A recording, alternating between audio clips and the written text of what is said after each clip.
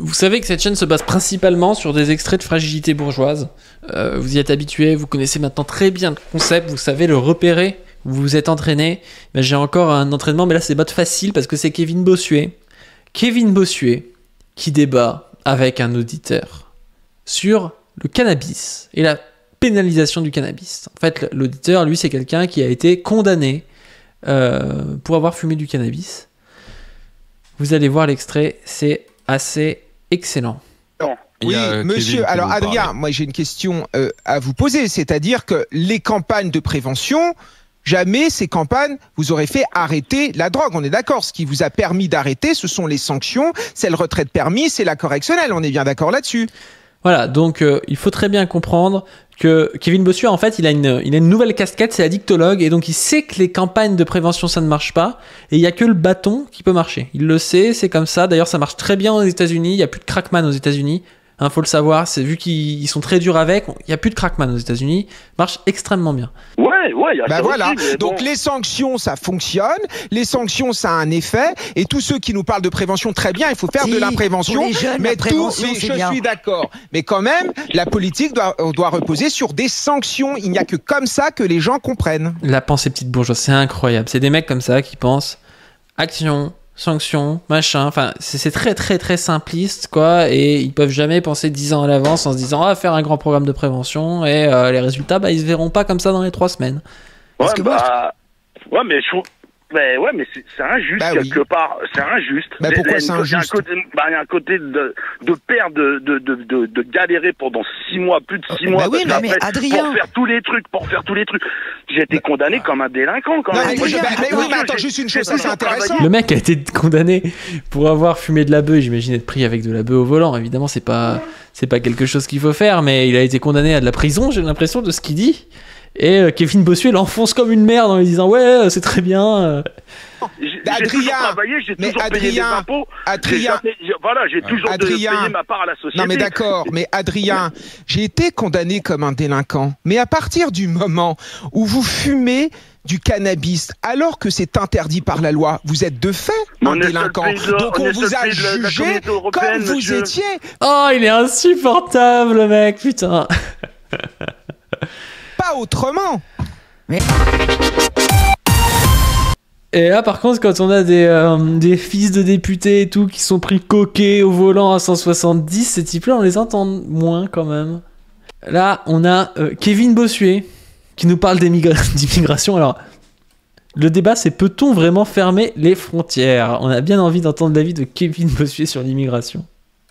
Alors, peut-on vraiment fermer les frontières? Je pense qu'en effet, à l'heure actuelle, c'est compliqué, mais on peut quand même limiter l'immigration. Enfin, regardez, on sait très bien que dans nos pays riches, ce qui attire certains migrants, c'est notre manière de vivre, mais c'est surtout un système social extrêmement généreux. Donc, à partir du moment... Il a tellement la vue du droitard de base, moi, ça me fume. Où vous interdisez les prestations sociales pour ceux qui arrivent, et d'ailleurs c'est ce que veut faire en partie Gabriel Attal, vous luttez contre... Interdisez les prestations sociales pour ceux qui arrivent. Hein. C'est un gars à la fois, il va rager parce qu'il y a des mecs qui dealent de la drogue, et en même temps, quand il y a des gens qui sont pauvres et qui vont avoir un peu des aides sociales, il va rager aussi. Alors moi je te le dis, plus t'interdis des aides sociales et je sais pas, mettre de l'argent pour essayer de trouver du boulot à des gens qui sont pauvres, plus tu vas avoir de deals de drogue, Kevin, c'est assez facile à comprendre. Contre l'immigration. En outre, je crois qu'il faut être plus ferme vis-à-vis de certains pays, vis-à-vis des pays du Maghreb, vis-à-vis de la Turquie. En plus, plus ferme vis-à-vis de certains pays. On va cibler en fait vraiment les populations maghrébines. Enfin, c'est incroyable comme discours à la télé de voir ça, et ce mec-là passe pour un centre droit, quoi.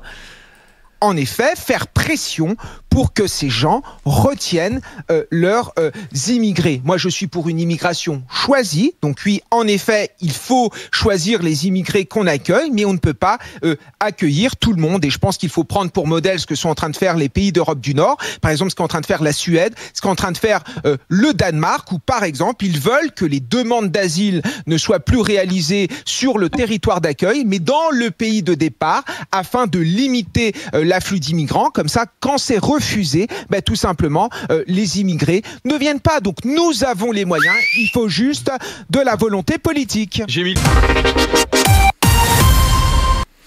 Qui vise à mettre un coup de pression à Erdogan. Moi j'aime bien aussi le discours sur l'immigration choisie. C'est un discours qu'on entend souvent chez les droitards.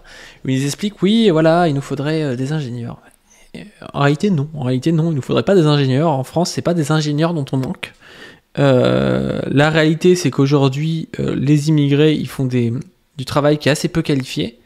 Et que c'est justement de la main-d'œuvre à ce niveau-là dont on manque. On n'a pas besoin d'avoir des mecs qui arrivent et qui sont ingénieurs en réalité.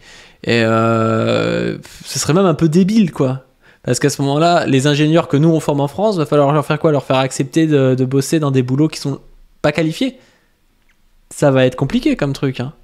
Mais eux, ils se disent, ah ouais, c'est mieux, on va prendre des mecs hyper formés. Si tu veux, je vois pas l'intérêt, je vois pas ce que tu vas en faire. Et puis en plus, dans cet article-là qui nous dit les immigrés rapportent davantage à l'État que ce qu'ils ne coûtent selon l'OCDE. Parce que c'est une grande rengaine, ça, des droitards, qui nous expliquent toujours que, en fait, c'est hyper coûteux l'immigration. En réalité, quand on fait je sais plus comment ça s'appelle, la contribution nette ou un truc comme ça, ce que coûtent les immigrés et ce qu'ils rapportent, on arrive sur un truc légèrement excédentaire. Là, ils disent 1,2% du PIB. Il y a d'autres études qui vont nous donner, pour être franc avec vous, qui vont nous donner un truc légèrement déficitaire. Donc la réalité, c'est que ça rapporte pas de ouf, mais ça nous appauvrit pas de ouf, quoi. Il n'y a pas besoin d'avoir une énorme panique par rapport à ça, alors même que les mecs ne critiquent pas, pour le coup, les milliardaires qui, eux, nous enlèvent quand même énormément de pognon en payant pas leurs impôts, en faisant de l'évasion fiscale. Ça représente beaucoup plus que le fait de donner, je sais pas, l'aide médicale d'État à des immigrés, quoi. Alors en plus de ça, c'est quand même beaucoup plus humain de donner l'aide médicale d'État à des mecs qui arrivent en France et qui ont une maladie, plutôt que d'avoir Bernard Arnault qui va se payer un truc.